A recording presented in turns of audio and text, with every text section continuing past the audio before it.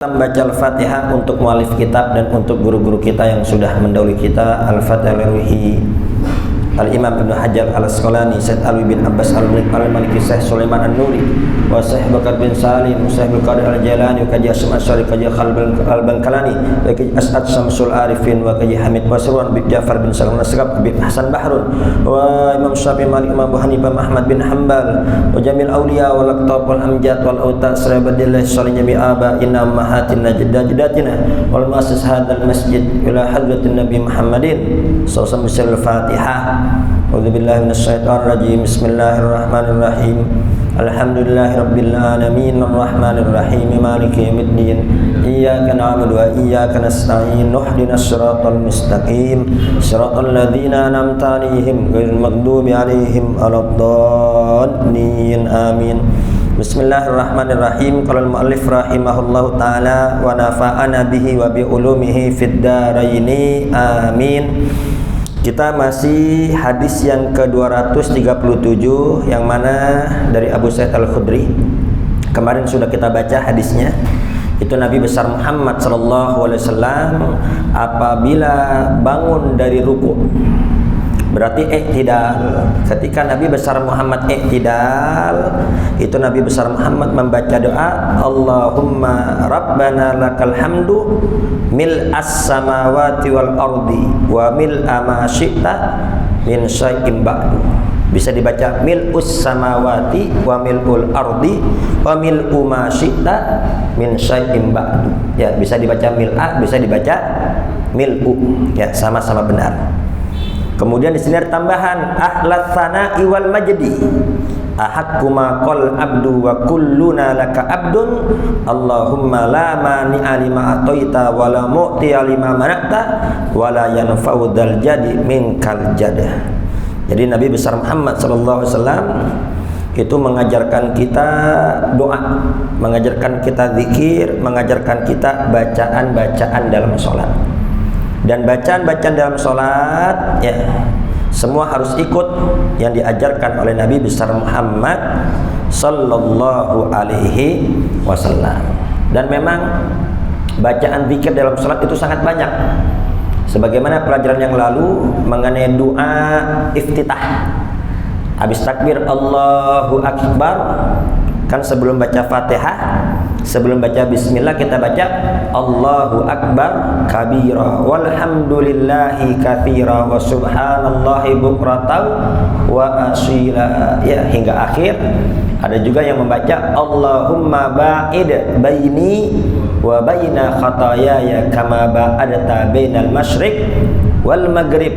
Ya, jadi ini memang semua dari Nabi besar Muhammad. Ada 5 bacaan.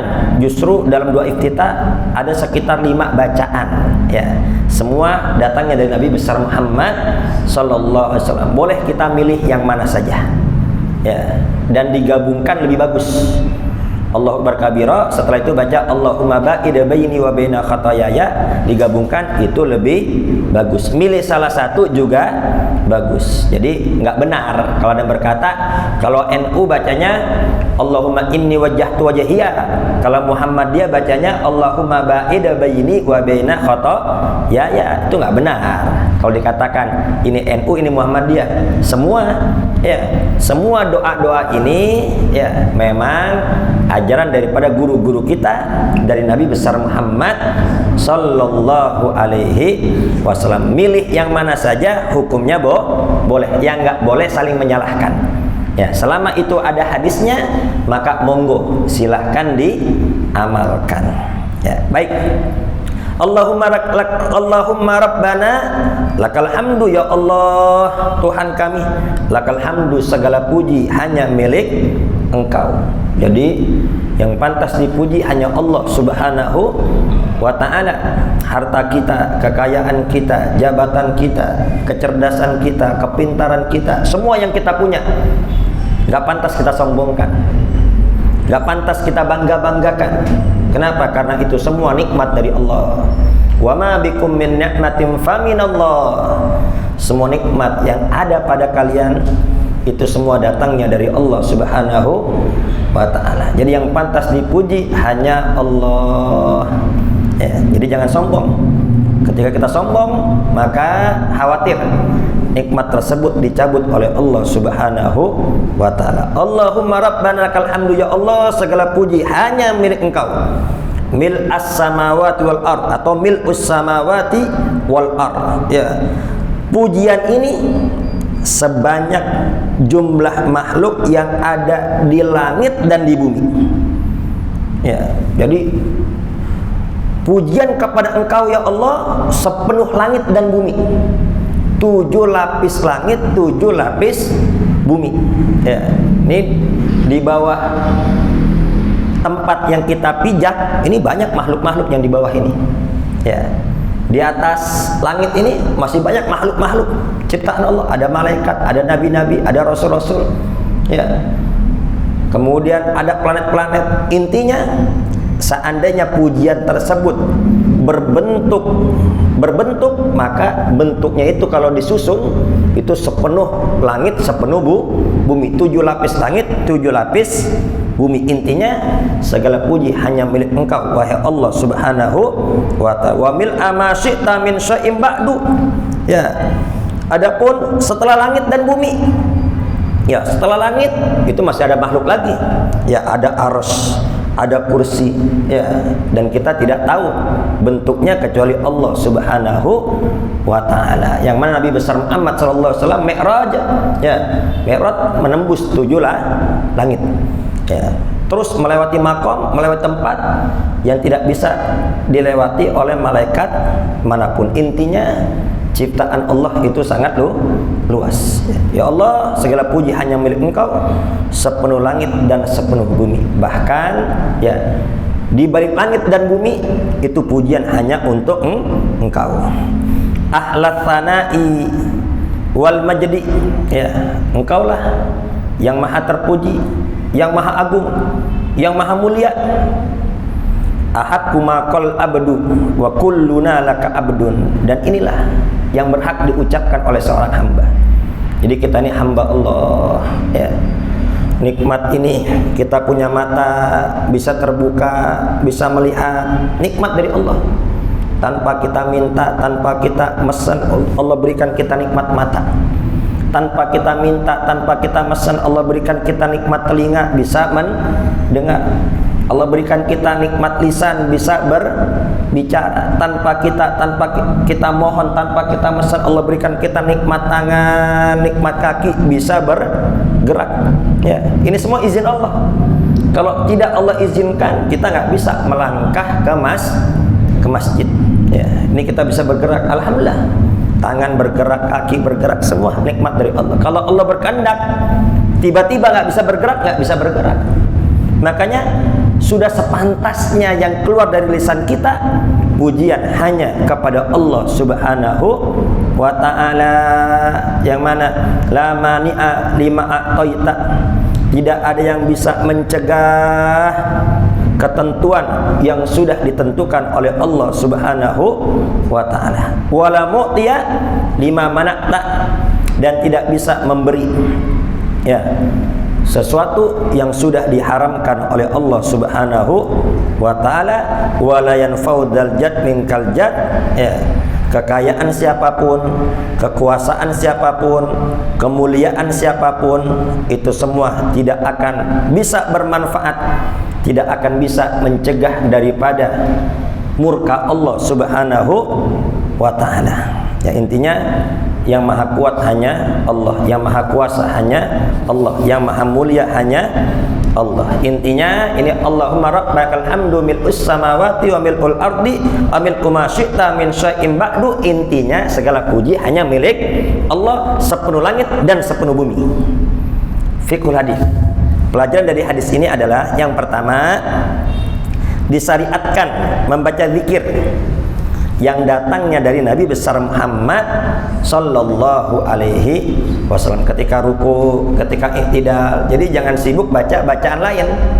Baca saja yang diajarkan oleh Nabi besar Muhammad sallallahu alaihi wasallam. Akan tapi bacaan tersebut bermacam-macam. Riwayatnya bukan hanya satu. Ada juga diriwayatkan dalam Sahih Bukhari, itu ketika sholat Sami Allahu liman hamidah. Yang diajarkan Nabi, Rabbana lakal hamdu mil'us samawati wa mil'ul ardi wa mil'u ma syi'ta min syai'in ba'du, atau Allahumma Rabbana lakal hamdu, sama saja. Tiba-tiba ada sahabat yang membaca hamdan katsiran thayyiban mubarakan fih. Ya, hamdan katsiran thayyiban mubarakan fih. Hamdan katsiran, pujian yang sangat banyak, thayyiban yang sangat baik, mubarakan fi yang penuh berkah di dalamnya. Ini sahabat baca sendiri begitu. Selesai salam, Nabi bertanya, siapa ya tadi yang membaca hamdan katsiran thayyiban mubarakan fi? Semua diam. Semua diam karena Nabi nggak mengajarkan doa tersebut. Semua diam. Ya. Nabi bertanya lagi, siapa tadi yang berkata hamdan katsiran thayyiban mubarakan fi? Diam semua sahabat. Khawatir Nabi marah. Pas ketiga kalinya tidak ada yang menjawab, Nabi berkata, inni ra'aitu sab'an wa thalathina malaka. Aku melihat 30 lebih malaikat.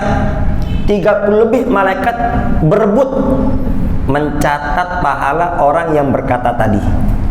30 lebih malaikat berebut mencatat pahala orang yang berkata tadi. Langsung ini sahabat tadi yang berkata, aku ya Rasul, aku tadi yang membaca. Ya, akhirnya apa? Ini disetujui oleh Nabi besar Muhammad. Kalau sudah disetujui oleh Nabi, maka bacaan ini menjadi sunnah. Ya, jadi intinya nggak semua yang tidak diajarkan Nabi itu bid'ah, itu sesat, itu dilarang. Justru ini ada sahabat yang membaca doa yang tidak diajarkan Nabi justru disetujui oleh Nabi. Bahkan Nabi mengabarkan 30 lebih malaikat mencatat amal kebaikan engkau. Sama seperti Bilal, salat sunnah wudu. Itu pas salat sunnah wudu tadinya nggak pernah diajarkan Nabi. Jadi kita sunnah habis wudu, kita sunnah membaca doa. Ya, sunnah membaca doa. Habis membaca doa kita salat sunnah wudu 2 rakaat. Usolli sunnatal wudu rakaataini lillahi ta'ala. Nah, ini asal mulanya salat sunnah wudu ini nggak pernah diajarkan Nabi. Jadi Nabi besar Muhammad ketika Isra wa Mi'raj, ketika masuk ke dalam surga, melihat sendal Bilal ada di surga, kaget ini. Ini orang yang masih di dunia sendalnya udah di surga. Ya. Ini Sayyidina Bilal bukan sahabat yang putih, yang bersih, yang tampan, tidak Pak. Ini sahabat Bilal wajahnya hitam. Bahkan pernah disebutkan dalam kitab Ar-Risalatul Qusyairiyah. Itu dalam kitab Ar-Risalatul Qusyairiyah, ini Abu Dzar. Abu Dzar pernah cekcok dengan Bilal. Ya biasa manusia. Ya manusia kumpul, ada aja pasti masalah karena al-insanu mahlul khata' wan nisyan. Manusia tempat salah, tempatnya lupa. Ketika cekcok, langsung Abu Dzar berkata, Aswad, hitam, berani kau lawan aku? Aswad, hitam, berani kau melawan aku? Nah, dikatain hitam begitu, tersinggung Sayyidina Bilal. Akhirnya mengadu kepada Nabi besar Muhammad sallallahu alaihi wasallam. Ketika mengadu kepada Nabi, Nabi besar Muhammad langsung marah. Nabi menegur Abu Dzar, ya Abu Dzar, aku mencium dari engkau aroma jahiliyah. Kenapa engkau masih bawa-bawa etnis? Kenapa kau masih bawa-bawa warna kulit? Ya, jadi dalam Islam itu tidak ada orang nomor 2, semua sama dalam Islam. Ya, yang inna akramakum indallahi atqakum. Yang paling mulia di antara kalian ialah yang paling bertakwa. Jadi semua tuh punya kedudukan sama. Ya, suku apapun, warna kulit apapun, bahasa apapun, selama dia Islam, dia kedudukannya sama. Ya, mau jenderal, mau kopral, mau pejabat, mau rakyat, kalau sudah dalam masjid semua sama. Ya, jenderal masuk copot sendal. Ya, pejabat masuk copot sendal, sepatu semua copot. Dan semua punya kedudukan sama. Nggak boleh. Oh, pejabat itu pejabat sop pertama, rakyat sop kedua, nggak ada itu. Yang paling mulia, yang paling bertakwa. Bahkan nggak boleh jenderal di belakang imam. Kalau dia nggak ngerti fikih sholat, ya minggir samping dikit. Biarkan yang di belakang imam yang mengerti sholat. Jadi tidak ada nomor dua, kedudukan nomor dua dalam Islam. Tidak ada kasta. Dalam Islam itu tidak ada kasta. Marah Nabi besar Muhammad. Wahai ya Abu Dar, aku mencium dari engkau aroma jahiliyah. Langsung itu Abu Dar menyesal. Langsung dia minta maaf kepada Nabi. Kata Nabi, jangan minta maaf sama saya, minta maaf sama Bilal. Akhirnya Abu Dar langsung tidur di bawah. Itu wajahnya ditempelkan di padang pasir, langsung berkata, ya Bilal, injak wajah saya. Kata Bilal, enggak, apa-apaan, kata Bilal. Enggak, kau injak wajah saya. Agar apa? Agar kesombongan dari hati aku agar hilang. Ya, akhirnya apa? Berdamai lagi. Ya. Jadi ini Sayyidina Bilal wajahnya hitam. Bukan orang yang tampan dan juga pendatang Sayyidina Bilal. Akan tapi memiliki tempat khusus di hati Nabi besar Muhammad sallallahu alaihi wasallam. Tukang adzannya Nabi besar Muhammad sallallahu alaihi wasallam itu Sayyidina Bilal. Dikisahkan oleh Nabi, ya Bilal, hadithni bi arja amalin amil tahu fil Islam. Wahai Bilal, coba ceritakan kepadaku amalan apa yang istimewa yang selama ini kau kerjakan dalam Islam. Tidak ada ya Rasul, tidak ada amalan istimewa. Kata Rasul, nggak mungkin. Inni sami'tu daffana 'alaika fil jannah, karena aku mendengar suara sendalmu ada di surga. Ya Allah.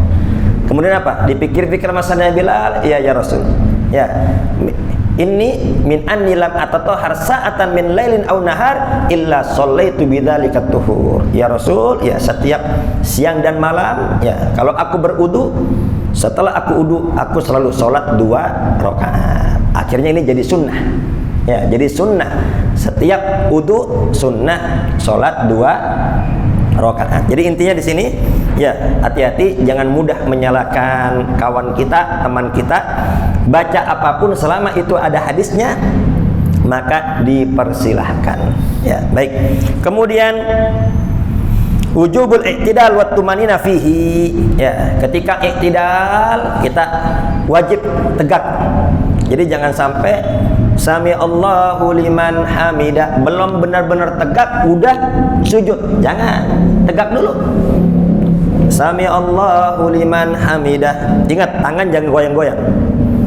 Tangan itu jangan goyang-goyang. Makanya kita kenapa kok disunnahkan bersedekap? Ya, pelajaran yang lalu ngangkat tangan sunnah hanya 4 tempat. Pertama ketika takbiratul ihram. Yang kedua ketika akan ruku. Yang ketiga i'tidal. Ya. Ini pokoknya 3 doang. Ketika takbiratul ihram, ketika ruku, ketika i'tidal, yang terakhir yang keempat ketika bangun dari tasyahud awal. Jadi yang ada tasyahud awalnya maghrib, zuhur, asar, isya. Ya. Habis rakaat kedua kan tasyahud awal tuh.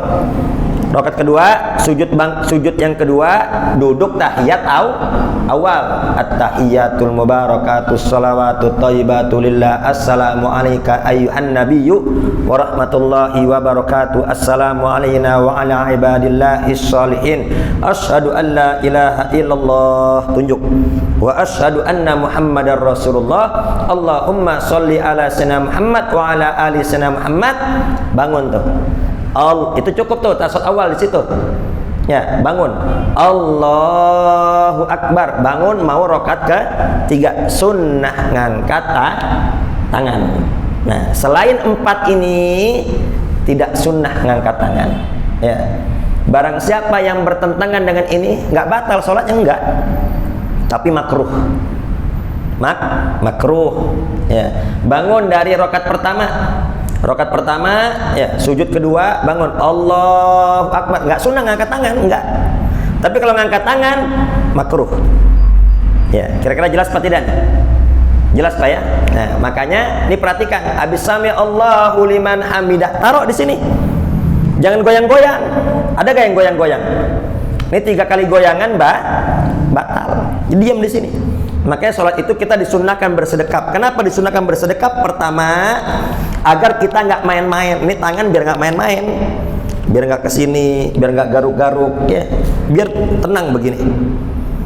Dan yang kedua, untuk memudahkan khusyuk. Ini membantu khusyuk begini. Karena Nabi pernah melihat ada orang, disebutkan dalam An-Nasihud Diniyah wal Wasail Imaniyah, ada yang melihat orang sholat sambil mainan jenggot. Sholatnya sambil mainan jenggot. Kata Nabi, "Lau khosa'a qalbu hadza la khosa'at jawarihuhu." Kalau hatinya khusyuk, niscaya anggota tubuhnya juga khusyuk, diam. Ya, ini kadang ada sholat begini-begini. Ya, setiap sholat ngusap-ngusap muka. Ngapain ngusap-ngusap muka? Ya, makanya sholat tuh bersedekap, biar nggak main-main. Ya, yang kedua, untuk membantu khusyuk. Dan yang ketiga, demikianlah keadaan hamba yang hina di hadapan Allah Zat yang Maha Mulia. Ya. Jadi ini keadaan hamba yang hina di hadapan Allah Zat yang Maha Mulia. Makanya ketika sami Allahu liman hamidah, taruh di samping. Jangan goyang-goyang. Nah, wa tumanina fihi, dan wajib tumaninah. Ingat kemarin tumaninah itu sukun ba'da harakah, bihaitsu yastaqiru kullu udwin mahallahu biqadri subhanallah. Jadi tumaninah itu Rabbana kal hamdu mil'us samawati wa mil'ul ardi wa mil'u ma syi'ta min syai'in ba'du. Diam sebentar. Diam sebentar itu anggota diam, lisan diam, ya. Durasinya orang ngucapin subhanallah berapa detik tuh? 2 detik lah. Sekitar 2 atau 3 detik diam, itu udah dianggap tumaninah. Ya, baru nanti gerak lagi tuh untuk sujud. Ya. Kemudian yang ketiga, istihbabul jam'i baina tasmi' wa tahmid halatul i'tidal minar ruku' li kulli musallin min imamin wa ma'mun wa munfarid. Sunnah menggabungkan antara tasmi' sami Allahu liman hamidah sama Rabbana lakal hamdu. Ya. Jadi baca sami Allahu liman hamidah sama Rabbana lakal hamdu mil'us samawati mil'ul ardi mil'u ma syi'ta min syai'in ba'du, baik bagi imam maupun bagi makmum. Baik ketika sholat berjamaah maupun ketika sholat sendiri. Ya. Kemudian yang keempat, pelajaran yang dapat kita ambil dari hadis ini adalah tafwidul umuri kulliha lillahi ta'ala. Ya, di sini menyerahkan semua urusan kepada Allah. Ya. Allahumma la mani'a lima a'taita, ya Allah, tidak ada yang dapat menghalangi. Kalau engkau sudah menentukan memberi, tidak ada yang dapat menghalangi. Wala mu'tiya lima manakta, dan kalau engkau sudah menentukan tidak akan datang, tidak ada yang bisa mendatangkan. Ya, ini udah takdirnya rezeki kita. Semua orang ingin menghalangi, gak bakal bisa. Ya, ini udah bukan rezeki kita. Meskipun semua nolongin kita juga nggak bakal bisa.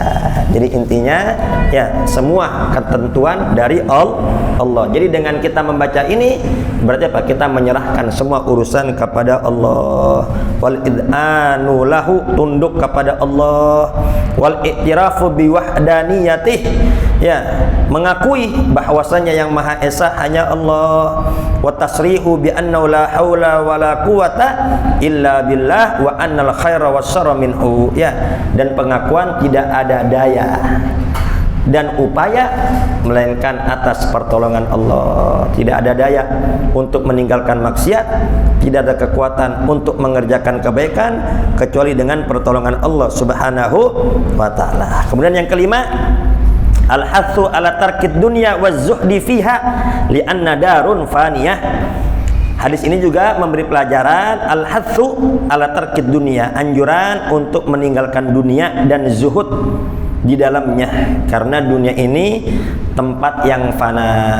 Ya, bukan berarti kita nggak boleh punya dunia, ya, bukan berarti kita nggak boleh mencari dunia, ya, justru mencari dunia itu wajib bagi orang yang memiliki keluarga.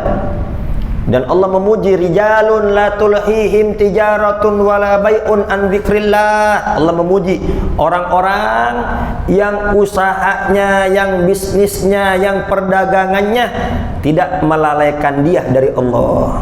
Kerja mah kerja, usaha waktunya sholat ya.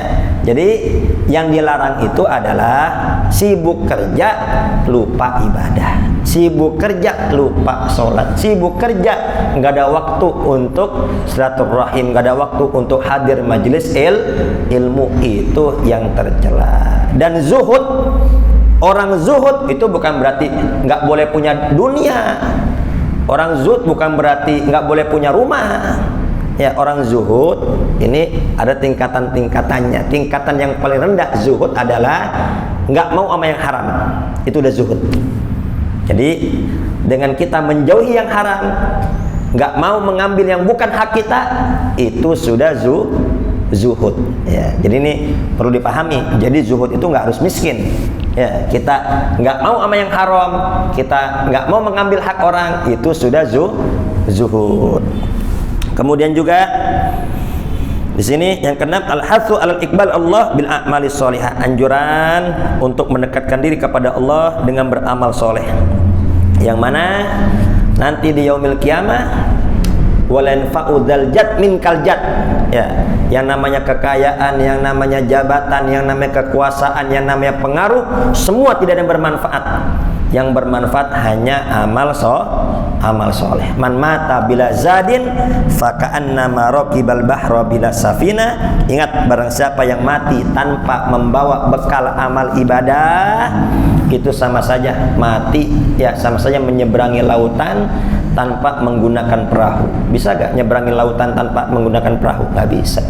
Ya, akan tenggelam, ya, akan terseret ombak. Sama orang wafat nggak bawa bekal amal soleh, ya itu akan susah saat wafatnya, akan susah saat di dalam kubur, akan susah nanti saat di mahsyar, akan susah nanti di yaumul hisab, akan susah nanti saat melewati jembatan Shiratal Mustaqim. Maka itu Allah memerintahkan kita untuk ibadah, bukan berarti Allah butuh ibadah kita. Enggak, Allah nggak butuh sholat kita, Allah nggak butuh puasa kita, Allah nggak butuh bacaan Quran kita. Tapi Allah perintahkan kita itu semua agar kita berkah dalam hidup ini, agar kita mudah saat wafat husnul khatimah, agar kita nanti diterangi di dalam kubur, agar kita mendapat naungan saat di mahsyar, dan agar kita mendapat amalan baik yang berat ketika di yaumul hisab, dan agar bisa melewati jembatan Shiratal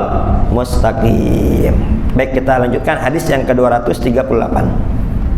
An Ibnu Abbas radhiyallahu anhu qala Rasulullah sallallahu alaihi wasallam, dari Abdullah bin Abbas, semoga Allah meridai keduanya, bahwasannya Nabi besar Muhammad sallallahu alaihi wasallam bersabda, umirtu an asjuda ala sab'ati a'dzumin. Aku diperintah oleh Allah untuk sujud dengan 7 anggota.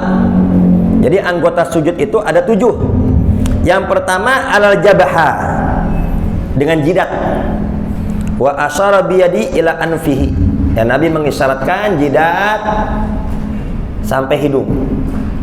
Isyarat Nabi jidat sampai hidung. Nanti ulama berselisih pendapat hidung ini wajib apa tidak.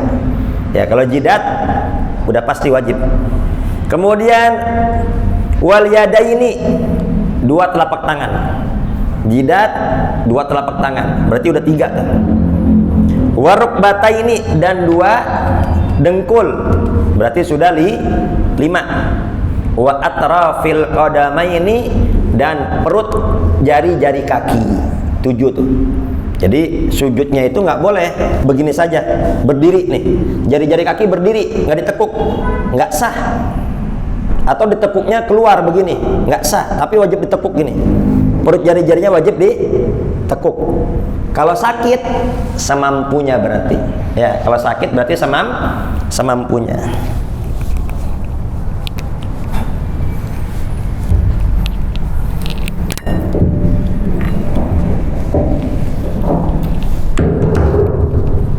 Jadi posisinya itu dari berdiri jangan berubah, Pak.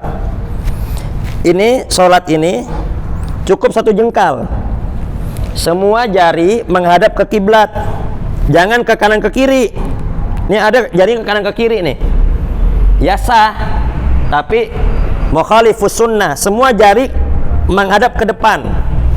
Semua jari menghadap ke depan. Jarinya menghadap ke depan, jangan mencong ke kanan, jangan mencong ke kiri. Semua begini. Cukup satu jengkal. Ya, jangan lebar-lebar. Ini posisi nggak berubah. Nanti mau ruku, mau sujud, mau duduk, posisi kaki nggak berubah ini. Jangan digeser-geser. Ntar sujud tetap begini.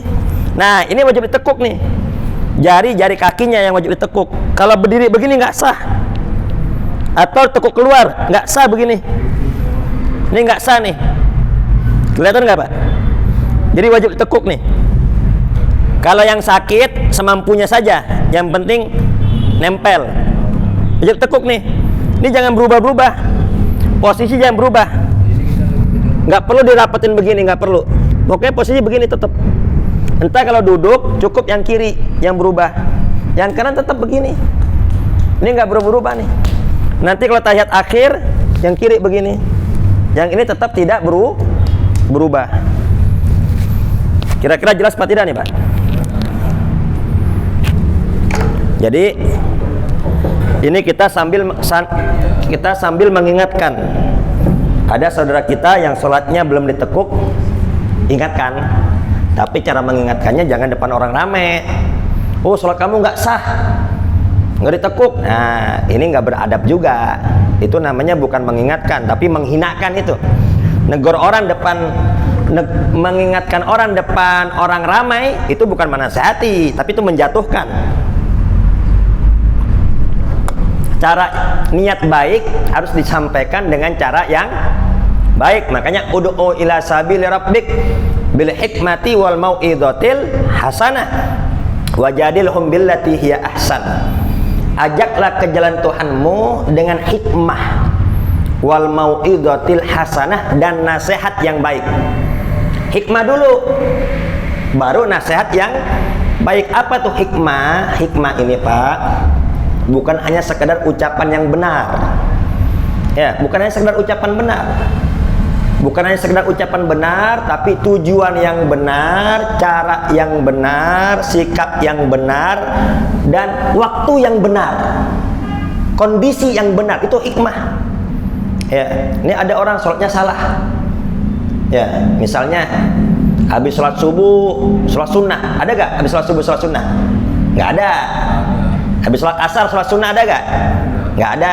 Kemudian juga ada yang sujudnya salah, nggak ditekuk. Ya, kita ingatkan. Ya, mengingatkan betul apa tidak?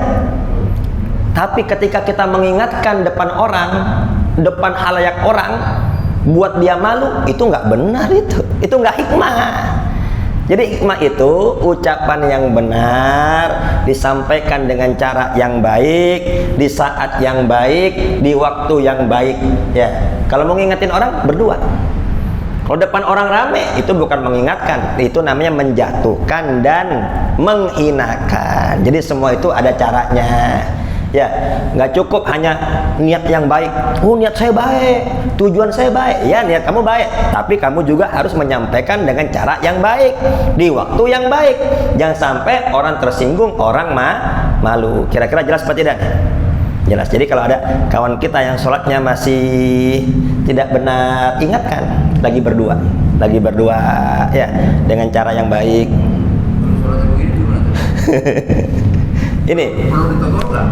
Ini ya. Oh ya, jadi ketika sujud ini jangan nempel. Makanya ini seperti binatang kalau begini. Ya, ini seperti binatang. Cukup dua ini saja. Jadi 7 anggota. Ini enggak termasuk. Cukup ini saja. Ini diangkat. Laki-laki ini diangkat dan jauh dari perut. Tapi lihat kondisi juga, kalau sempit dia maksain begini orang nggak sikut. Kalau perempuan rapat dia. Perempuan rapat, laki agak renggang. Ya, laki itu agak renggang dia. Baik, jadi 7 anggota ya, jidat. dua tangan, kemudian dua lutut sama perut jari. Baik. Jadi lamma kal maksud minas sujud alal jabha at-tadallul wal khudu' lil malikil ma'bud. Apa sih hikmahnya kok sujud harus pakai jidat? Ya. Sujud harus pakai jidat. Hikmahnya adalah, tujuannya adalah kita menghinakan dan merendahkan diri di hadapan Sang Pencipta. Ya. Jadi kita nih merendahkan diri kita di hadapan Sang Pencipta. Ya. Kepala sesuatu yang mulia, bokong sesuatu yang hina, tempat kotoran. Tapi ketika sujud, kepala harus lebih rendah dibanding bokong kita. Jadi bokong harus di atas. Jadi barang siapa yang sujud kepalanya sejajar dengan bokongnya tidak sah. Misalnya Jumatan, ya, Jumatan nggak kebagian, sujudnya di atas tangga. Sujudnya di atas tangga, kan otomatis kan kepala sama bokong sejajar. Nah, ini tidak sah. Ya, seperti ini tidak sah. Ya. Wala yakumul anfu maqamuha. Dan dengan hidung saja nggak cukup. Jidat apa sujud hidungnya doang nempel, jidatnya tidak, nggak cukup ini. Ya. Fi dzalika ta'ayyana sujud 'alaiha. Jadi sujud itu harus dengan jidat. Sunnah bersamaan dengan hidung. Jadi hidung ini nggak wajib, Pak. Dalam madzhab Imam Syafi'i ini hidung tidak wajib, hanya sunnah. Yang bisa nempel alhamdulillah. Ya, mohon maaf, ya mungkin ada hidungnya agak ini susah nempelnya. Ya, nempelnya susah, nggak apa-apa itu. Jangan dipaksain, hidung ente nggak nempel, nggak sah ente. Bukan, ini cuman sunnah, intinya di jidat. Dan jidat ini, Pak, ini syaratnya watahammulu fiha. Ini harus memberatkan jidat, ditekan. Tapi nggak perlu digesek-gesek. Yang mana sekiranya ada kapas, itu kapas menjret, gepeng. Sekiranya ada kapas itu gepeng. Makanya nggak sah kalau kita sujud di atas kasur yang goyang-goyang. Ya, nggak bisa apa? Nggak bisa neken. Sama sejadah juga. Sejadah terlalu tebal numpuknya. Itu juga nggak bisa neken. Ya, jadi benar-benar ditekan. Sekiranya ada kapas itu gepeng. Ya, kira-kira jelas apa tidak nih, Pak? Jelas ya. Tapi nggak perlu digesek-gesek, nggak perlu tuh.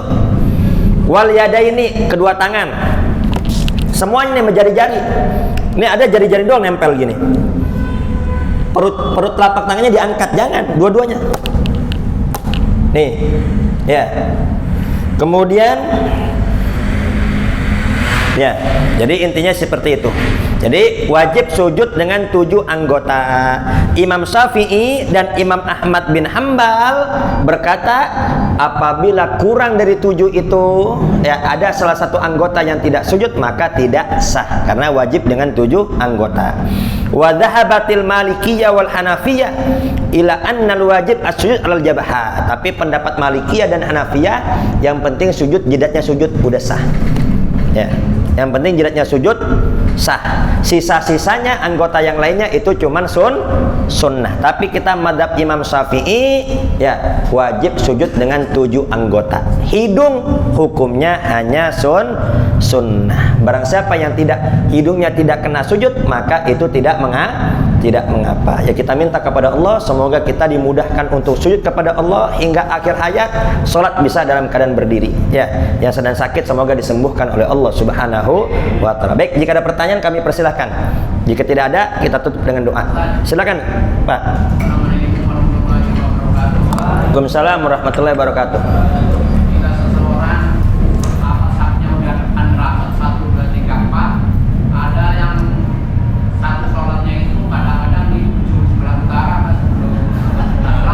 Oh iya.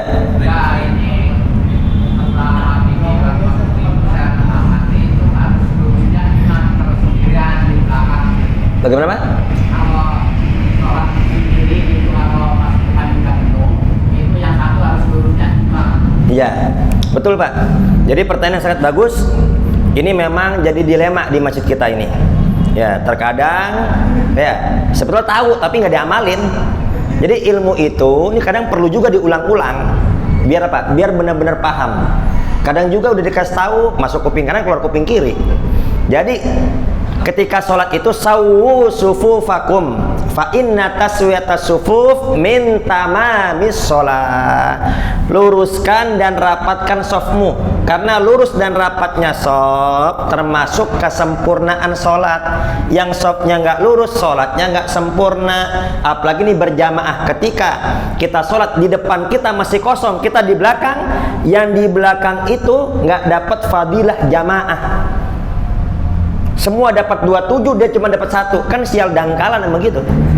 Ya, orang-orang semua dapat 7 juta, dia doang dapat 7.000. Ya, karena salah sendiri. Jadi